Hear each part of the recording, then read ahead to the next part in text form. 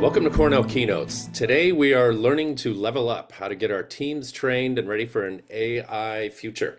Joining us today is Keith Cowing, our friend from New York City, who is a lecturer at Cornell Tech and a faculty lead for the Product and Tech Leadership Program, which is happening in New York City later this month.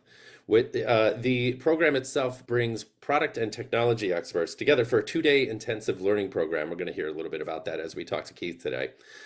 Keith, before we get started, lovely to see you again. Tell us about your work as Cornell faculty, as point person on that program, but you're also an executive coach, consultant, a leadership trainer who happens to be working in this AI space quite a bit lately. So tell us about what's up with you lately. Yeah, absolutely. I spent 10 years of my career as a product manager in the tech world and then 10 years leading product teams. And I had some executive coaching along the way as I was learning how to develop my personal leadership style, how to get the best out of my team, maybe even have a little fun along the way and stay sane through all of the craziness. And a lot of what I learned from there, I really enjoyed teaching and coaching other people how to go through that journey. And so I now full-time spend my time as an executive coach for CEOs and product leaders, and then working with big companies on training in various areas, much of it related to product leadership and change management as we go through huge shifts like AI. And then with Cornell, I teach product management in the MBA program, and then also some programs like the product and tech leadership one coming up in September for executive education. So that's for working professionals that are senior engineering or product leaders. And I really get a lot of joy out of it. It's a lot of fun. I'm a tech geek and also somebody very focused on leadership development, how to help people get the most out of their careers and out of their teams. Speaking of which, so I do love what you do as an educator. So let's kick things off. Could you tell us about the skills that, from where you sit, do you think are the most critical and most valuable to us as employees or leaders in the new AI era? We're in the beginning of it, but in the midst of a huge shift where the value of knowledge alone has been going down for a while with the internet and then Google and Wikipedia and YouTube and all of these tools. And now with the latest LLMs, knowledge is starting to fall off a cliff in terms of its value in and of itself. And then rote tasks, if you're just completing a task where somebody asked you to do a specific thing and you're doing the thing and you're completing it, the value of that is going down as well. It's going down slowly now, and eventually it's going to go down really quickly. But the three things that AI does not do is demonstrate leadership, showed extremely critical judgment, and then demonstrate creativity, original thought, original thinking, not just precedent from the past, but pushing us forward. And so between leadership, judgment, and creativity, those are the skills that most people probably spend 20% of their time today flexing those muscles and 80% of the time getting stuff done. And in the future, we need to prepare for a world where that shifts, and eventually we're spending 80% of our time on leadership, judgment, and creativity, and 20% getting stuff done because things are so much more efficient. And that means thinking differently about how we manage teams, about how we manage our own time, about how we develop those skills and those muscles so that in the future it can be fun and productive and not scary. You know, flipping the 80-20 perspective, I think a lot of us would welcome that, right? I think a lot of us feel sort of, heavily burdened, frankly, by the 80% tasks that we do. And we can easily imagine a near-term AI future where a lot of those tasks would be handled. That'd be great. I want to talk about one of the 3 points you made there. So there's judgment, leadership, and there's creativity. I want to offer a counter argument to creativity, or let's talk about some of the chatter that's been going on in regards to AI's role as it relates to creativity. I'm thinking about art and music, right? So, Hmm.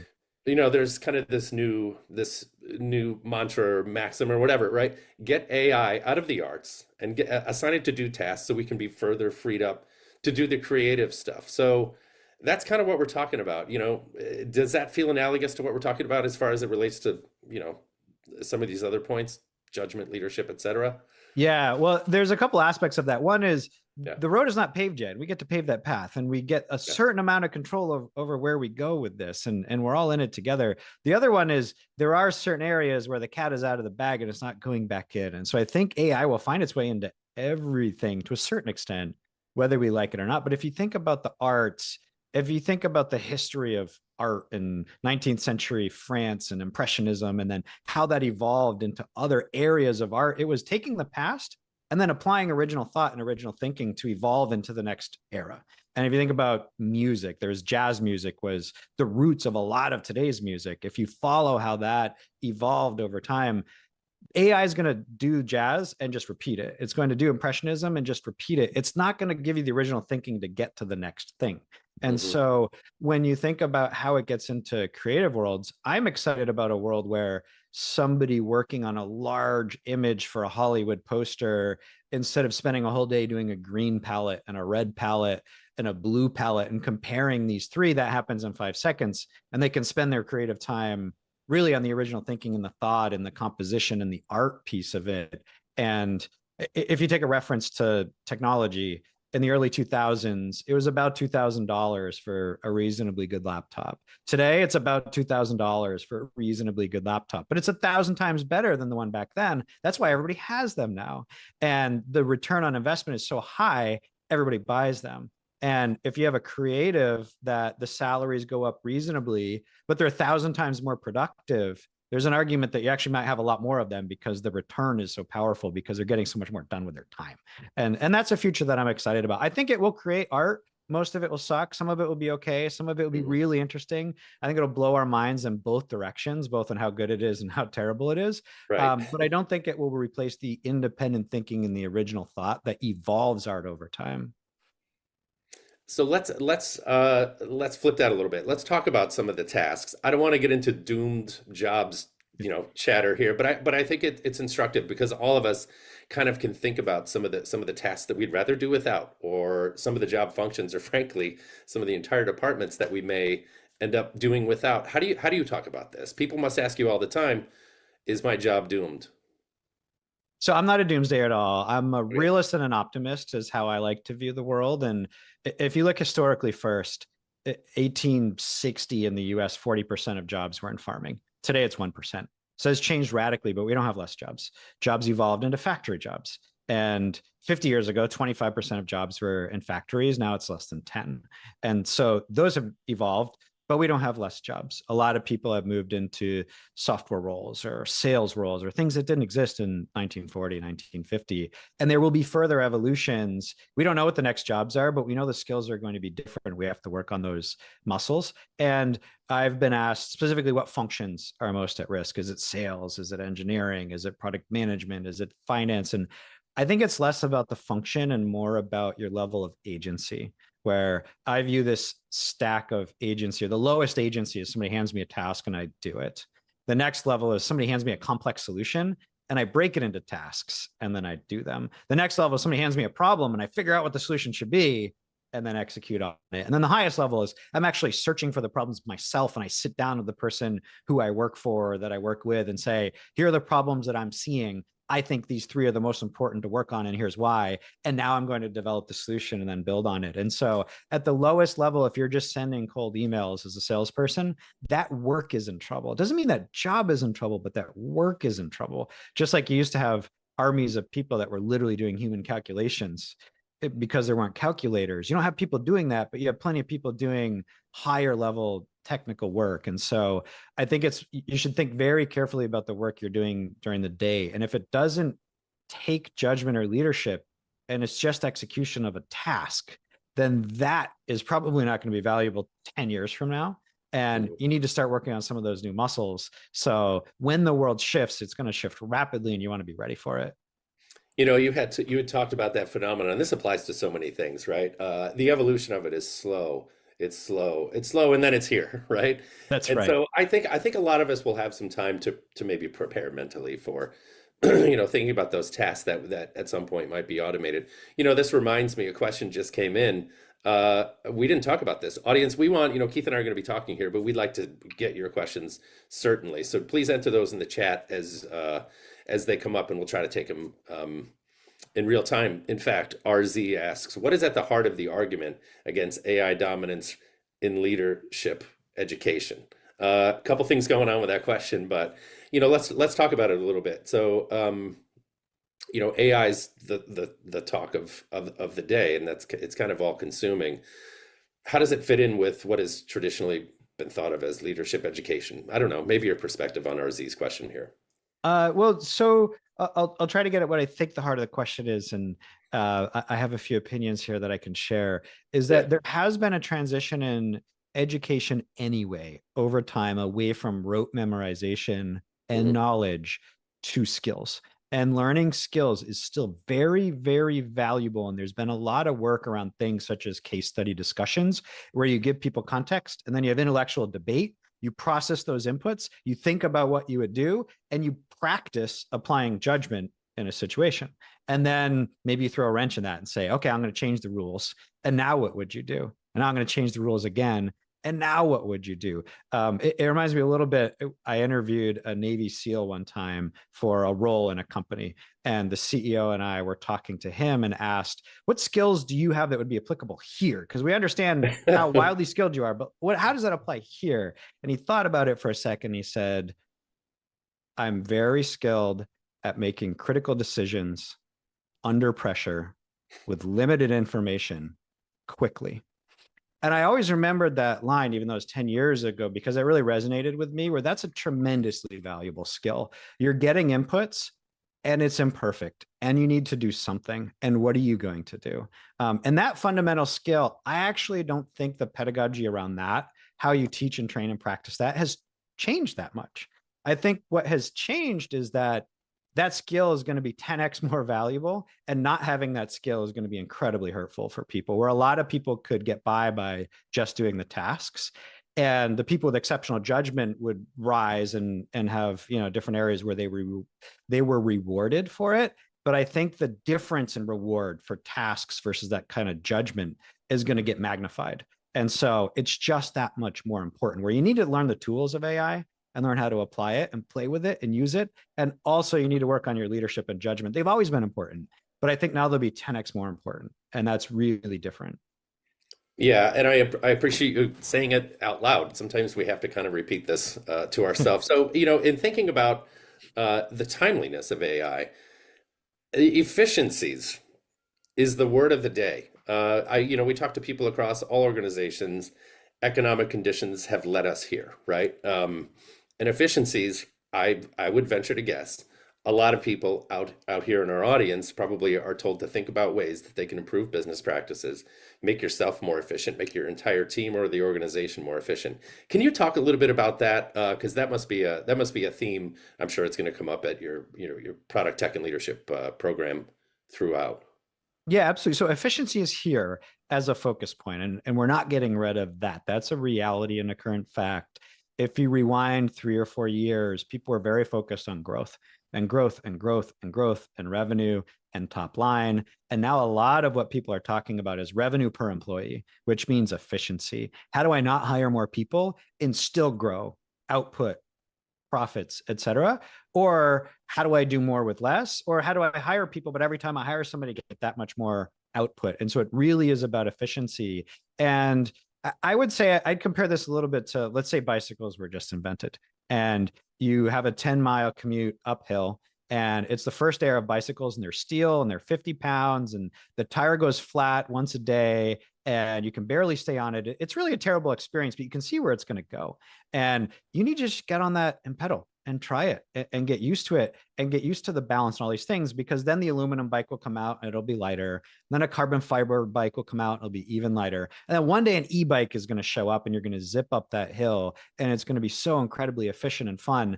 And then the company's going to get rid of the parking lot and build a building there, and you're only going to be able to take bikes to work and park in the bike rack. And so you have to be ready for that day where it's going to happen suddenly, but it's going to be a little while, which means just learn how to ride the bike right now and pedal. And it's fun and it feels fantastic. And so just play around with these tools. Where I'll give you an example in my work. I'm an executive coach. So I'll sit down with CEOs and product leaders and talk to them about their strategy and their vision and their relationships and their employees and their team and what they're doing. And now I've started recording those sessions, and I do it in obviously a very confidential, privacy, secure way. And then I'll take the transcript and I'll put it into a AI bot. And before every meeting, I say, go through my last sessions. I've met with this person 8 times before. Remind me what we talked about when we very first started, what the goals are, what we talked about last. Remind me the names and the stakeholders of this person's context and who they're working with. And give me a little feedback on the last session, what I could do better as a coach. And give me some ideas for where I could go in this session. What are the lines of questioning? What are the areas we could explore? And that saves me half an hour prep before a meeting. And it's the same work, but it's so much more efficient. So now I have a couple of those a day. I save an hour a day. That's an hour I can be more effective, or an hour I can do something else in life and have more fun. And that feels great. So I'm just learning the tools. I'm just pedaling on the bike. And then someday when things need to be 10 times as efficient, I'll be ready for that because I've played with the tools and I've seen how they work. And so I highly recommend people just go out there and start pedaling and apply this in your job right now. It doesn't have to be that hard, and it can be pretty fun. Yeah, and I think that's the way a lot of organizations are doing this, right? Encouraging people just to simply get their hands dirty. So, for those of us who may be a little tentative about this, right? Or hesitant, or just have trouble sort of taking the first step, right? We've all kind of messed around with Chat GPT, et cetera. But what are other ways that we can get our hands dirty and just kind of dig in, Keith? And if you want to even get specific, like what kind of platforms do you think would be a good entry level type thing to start getting our hands dirty and preparing us to then really learn about this Yeah, absolutely. So there's a lot of tools out there. So it can feel overwhelming, but I wouldn't worry about trying to worry about all of the tools. I would just pick a couple that are relevant to you and your work. And so two easy things you can do. One is change your homepage from Google or whatever you have it on today to ChatGPT or Claude from Anthropic, which a lot of people are having good luck with, or Perplexity, which is an AI-based search engine, which is really interesting to see how that works in terms of doing research and certain workflows. And each of them have a free version, or you can pay about $20 a month for a souped up professional version. Change your homepage to one of those and just use it on a daily basis so that you start to get a sense for where it's amazing and saves you time and where it wastes your time. And that's where your judgment comes into play. I use some of these tools to give me suggestions on coaching, and I throw some of them out and I keep some of them because I'm still applying my judgment, but I'm using it to accelerate the process.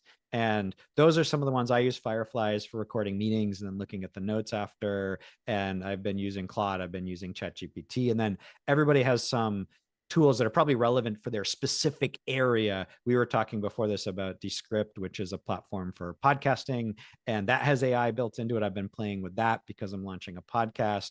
And so I think it's nice to use a tool that's specific to your area and then also use some of the tools that are generic. And so try one that's specific, try one workflow that helps you, and then change your homepage. And for 30 days, just try using it once a day. And you'll learn a lot and you'll have some fun. And maybe you'll even save some time.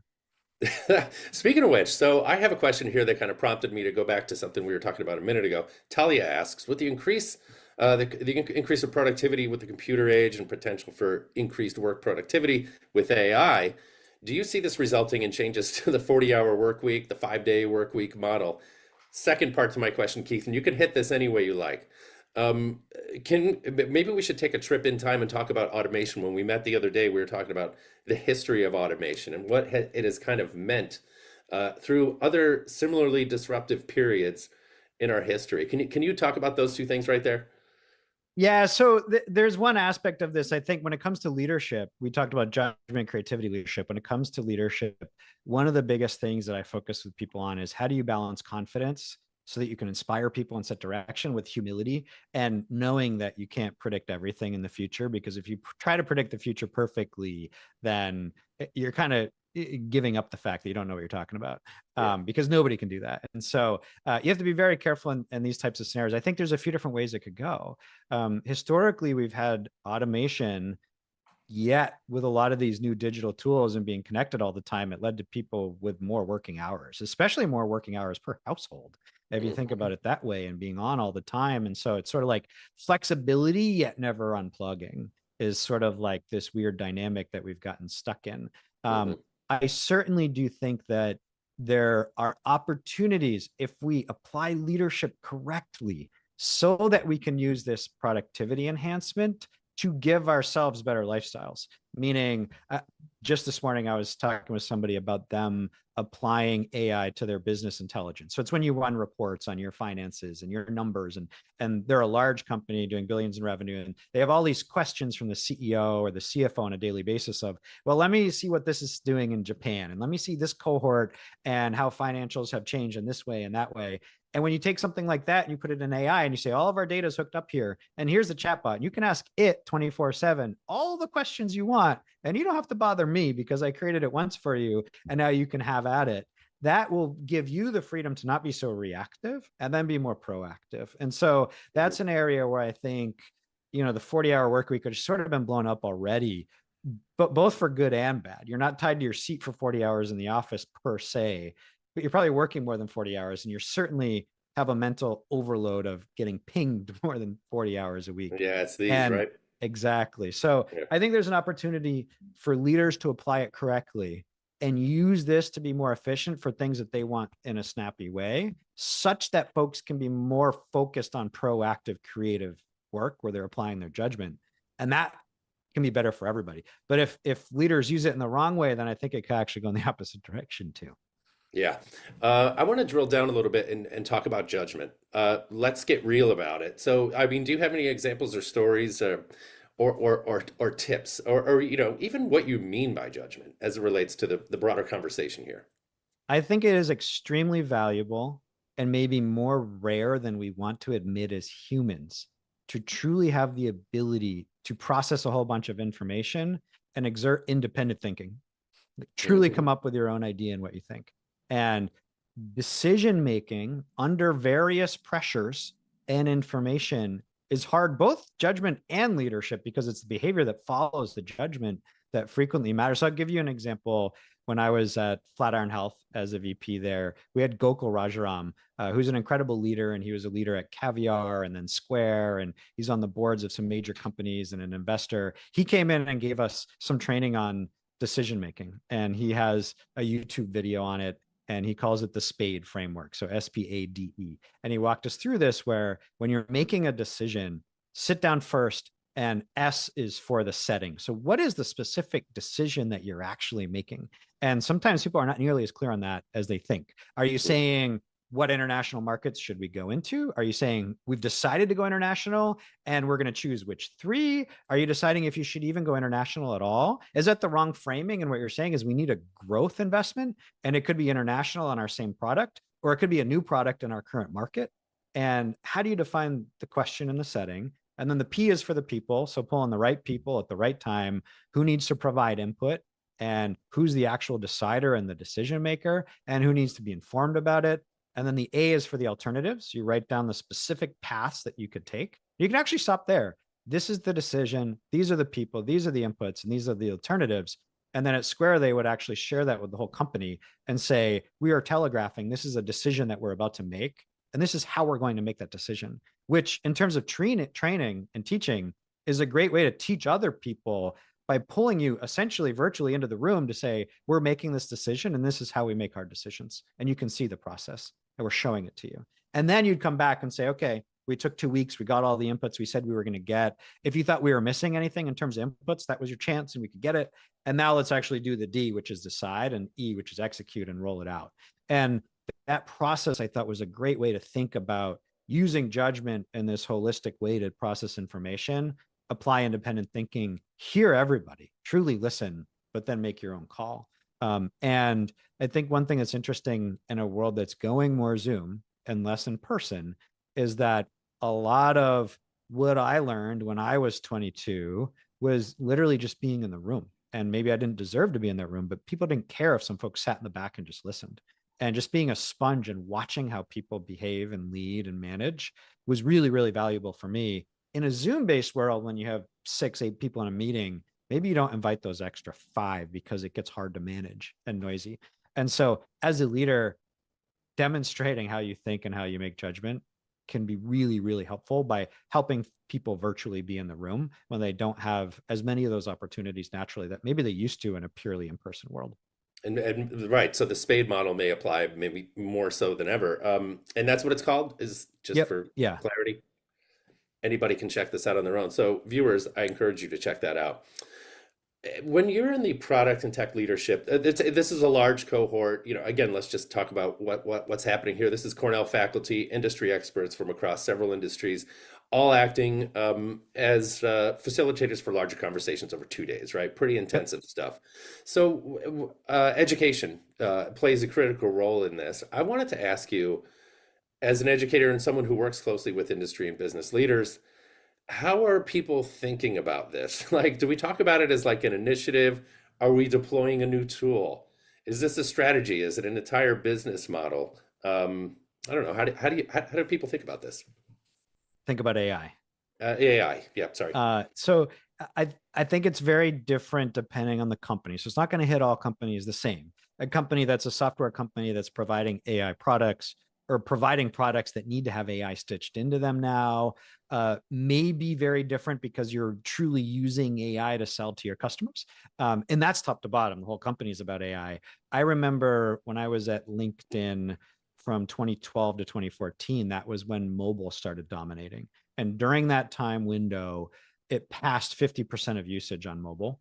And LinkedIn started with a little mobile group where anybody in the company that knew iOS and Android was in that little group because that's all there was. And then they started training the rest of the company on mobile. And then eventually every engineer in the company that was doing some kind of front end work had to understand mobile, and every group did mobile, and mobile wasn't a group anymore. It was just part of reality, and it was everywhere. But there was an evolution. It actually went through it pretty quickly because once mobile hit that arc where the iPhone was out and then the App Store was out and then the 3G iPhone, and then all of a sudden things took off really fast. I see something similar with AI, where right now it's probably a little group of experts that are figuring out all of the stuff and then evangelizing and training the rest of the company. And then eventually it'll just be in everything. But you have to start somewhere, and you have to create an environment where you can empower your team to use it and to experiment with it. And I think it's going to push our boundaries on how we handle risk and how we think about risk taking, because technology used to be a deterministic thing. You told it to do something and it did that unless there was a bug, and then the bug got fixed. And Yeah. now you ask it to do something and it acts more like a human, where it gives you something where the output is going to be different every time. And learning how to manage that is actually a different process, because you got to get rid of this command and control mindset, and you have to Mhm. facilitate an environment by which cool things can come out, but you can't predict it. You can't perfectly control it either. And so learning that muscle and skill as a leadership team and as an employee is incredibly important. So that's a lot of what we'll be doing over those 2 days, bringing all these brilliant folks together that are literally going through these transformations right now in their companies. And for one, sharing some cutting edge research on AI from Cornell faculty. For one, doing some content about how do you think about how to get the most out of yourself as a leader in terms of your personal leadership style and how to get the most out of your team. And then also, as a leader, how do you foster the environment where your people can learn this stuff rapidly and be successful?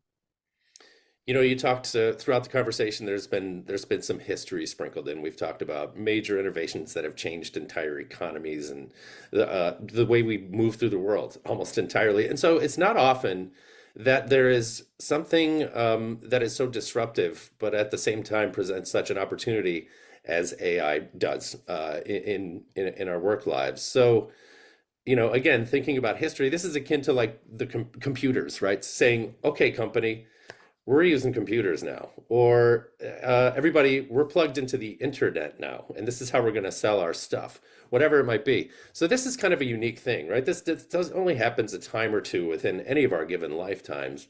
And this, so what I was asking, and your answer was one size does not fit all, but this kind of thing doesn't happen quite often. So it's got to be an organizational endeavor, does it not? Absolutely. And it's got to Yeah. come from the leadership, and you have to facilitate an environment where people can learn and teach and grow all together. And the leaders have to admit that they don't have all of the answers, but they can have confidence in the process by which they facilitate an environment where the company learns and teaches itself and evolves and grows. And that requires that balance of humility and confidence to set direction, yet know that you don't have all of the answers and you'll evolve with it. And when you look at the eras, mobile, 2007 the iPhone came out, 2008 the App Store came out, 2006 was Amazon EC2, really the beginning of cloud. But I think you have to go back probably to 99 and the internet era until you hit something of the magnitude that this is, and Mhm. maybe even more towards automation of factories. And in 99 it was changing the world and it was a bubble at the same time. They were both true. Yes. And so a whole bunch of things fell apart because money was just burned and thrown off the roof. But the internet also changed everything. And so it's not one or the other. There's probably some crazy stuff happening, yet it's going to change everything at the same time. And so just because there's some wild activity doesn't mean that it isn't also a fundamental shift that we all want to be aware of and start to get in tune with. If you think about companies in the early 2000s that were getting on the internet and having websites and learning how to sell on e-commerce and stuff like that, just building that muscle, just starting to learn how to ride the bike. And we have to think about legal different and compliance different and privacy different and skills training different. And I need to give the guardrails to my employees so they know how to abide by our practices, yet be creative at the same time. That's what's really going to, over time, when that turning point really hits, mean that you as an organization are ready for it. Exactly. Get the reps in, ride the bike. I want to shift gears a little bit. You mentioned privacy, and there's been some chatter among our audience related to confidentiality. And Natalie Yeah. bumps things up and says, "I want to reiterate the question about confidentiality. What kind of precautions should we take when we're trying to use AI and input our data or client data into it? We haven't talked about privacy too much, but leaders must think about this all the time." Yeah, absolutely. And that's where, let's say you have a SWAT team or some group that's looking at it. I think you have to make it somebody's job, somebody's responsibility to think about this and how it applies to your company. And luckily, there's a lot of different options here. So you can house this all on your own and use open source models and control it. A lot of companies are doing that. You can use API services and have data outside your building and do that and look at the terms and conditions and decide where your comfort level is. And so there is an option for everybody. A lot of what I see right now is the best companies are actually using multiple models at the same time, and they're using different ones for different scenarios. And so they may use ChatGPT in some situations, but then have some areas where they decide they're going to use Llama and these open source models and do it on their own infrastructure and their own environment and contain it. And so again, you Mhm. can have multiple options. There are definitely ways with terms and conditions that you can manage privacy, even with the big companies and big models and APIs. Yet, because the technology is early enough, you have to be aware that there's some risk in anything. And so being able to define as a company where your risk tolerance is and why you're making those decisions comes back to that judgment, right? Whoever is leading that effort has serious judgment and serious responsibility, yet can also set the guidelines so that everybody else can run quickly. If everybody's sitting there thinking, well, how do I deal with privacy? Then you're not going to be creative. If you have a team that's managed the privacy and says, here's the guardrails, within this, you're fine, then just ride your bike on the turf field, and during the day when it's not dark out, you're going to be fine. You fall over, not a big deal. It's contained for now. Yeah. Education is starting to play a very critical role in all of this, right? A lot of, excuse me, a lot of organizations, most in fact, don't have the capacity or the knowledge base to deliver education in this space. So people are looking externally to get their people trained up on this kind of stuff. What are you seeing, especially like, let's talk about product and tech leadership in New York. How are people talking about this? Where are they going for external education? How do you get an entire organization up to speed? I see a lot of different tactics. I think one of the most important ones is actually less forced, slightly structured environments where people facing similar problems but at very different companies can share ideas. Hmm. And that was one of the principles of our program. But if you look at that broadly, if you have CTO issues, bringing a bunch of CTOs together, and one person works in industrial gases and one person works in an AI company and one person works in a retail company, and there's some things that are very similar and some things that are very different, and you can learn a lot from that. I think it's not having a guidebook that says we're going to teach you these 10 things, and more, we're going to foster an environment where there are certain principles that we want you to take in, but we're also just going to share our learning experiences with each other. I think it's much more collaborative right now because we're defining what the future looks like, and finding people that have similar problems but from different environments and bringing them together Hmm. is really important. Very useful. So Alex is peering into the near future. We're gonna trip out a little bit with this Okay. idea. Alex asks, what prevents AI moving from just preparation to actually managing meetings with speech generation and virtual personas that can also mine info in parallel with the session to make discussion more effectively? So let's talk about live facilitation of a meeting via AI. Anybody doing anything like this? Well, so I had a discussion this morning that's not exactly on that, but it's a similar topic. And the short answer with a lot of these is going to be like, if this was live and we are talking at a coffee shop, I'd be like, what do you think? Tell me. Because I think that would be fascinating. And like you bounce ideas off each other and you imagine a future. If you constrain your imagination, that's when we're going to get short-sighted here. And so I don't want to constrain imagination in any direction. And I don't think it's exactly what that was, but this morning there was a conversation and we were talking about performance reviews and things like that. And like maybe you could have an AI bot go and talk to people and gather some information and sit down with the manager and get their feedback on employees and then summarize it. And just, it's really hard to give feedback. And a lot of times people overthink it in annual performance reviews. And instead of sitting down and an annual basis and making this huge deal about it and stressing about it and writing about it. What if an AI bot just came and knocked on your door and said, I need 10 minutes. Like, tell me about how this project went. Tell me about how this project went. Tell me about how that project went. And then it went back and just summarized it all and just gave it to the employee and said, hey, here's the feedback. Like, simple. And it took 30 minutes of your time instead of like 2 weeks of stress. And so I think there are some areas where that definitely could happen and people are experimenting with it. And this is an area where pushing the boundaries of this, where it's not quite possible today, but if you try it and you see where it fails and why, then in a year when all of a sudden all the models change again and they're radically better, you might be like, that's the unlock. Now it's possible. And then you can pull it in because those limitations have been overcome. The very beginning, it was cost. It was so expensive to run these queries. And then the price went down 90% in a really short period of time. Oh, now it's unlocked. And so anything you assume today, I think it's really important to think through why it works or why it doesn't, because that may change very, very quickly. We're in an environment where you have to revisit your assumptions faster than I think you ever had to before, because maybe it's possible now, where it wasn't 6 months ago. And so I could see a world if you're kind of pushing the boundaries. I haven't seen it work yet, but I could see a world in the fairly near future where AI could help facilitate a conversation and help people, stop from interrupting each other and make sure everybody gets a chance to speak. And, hey, Chris, we haven't heard from you. I know you have some brilliant ideas in this area. Like, do you have anything to add to the conversation before we wrap? That's a good human behavior. But if AI can do it, then maybe it can catch you when you forget to do that. That's exactly it. I'm not big on the final thoughts kind of things, but I want to talk about a couple through lines that have happened here in the conversation. Again, let's go back to leadership, judgment, and creativity. These are the three areas that Keith Cowing and many people do agree, right? This is what you should be thinking about. These are the skills, and this is the knowledge that you need to empower yourself with going forward. There's that, and then there's also the get your hands dirty. Get the reps in, ride the bicycle. It's not perfect. Again, these bicycles are heavy and prone to breaking down. If we were to go back to that analogy, but at some point we're gonna be riding, carbon bicycles with electronic shifters, and it's gonna be sweet. So the idea is get out there, get your hands dirty. Any other sort of tips or words of inspiration to kind of get us going? And is there anything I missed in this quick summary? I think that nails it. My personality type, I'm a perfectionist. And so I love thinking about things. And like, if I have any sort of weaknesses I have to manage, one of them is maybe overthinking something.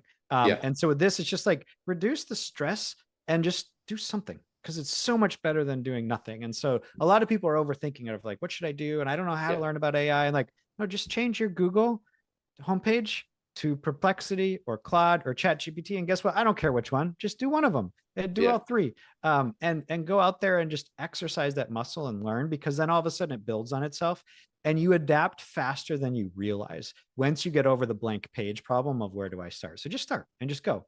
I was at the beach over the weekend playing football with my son.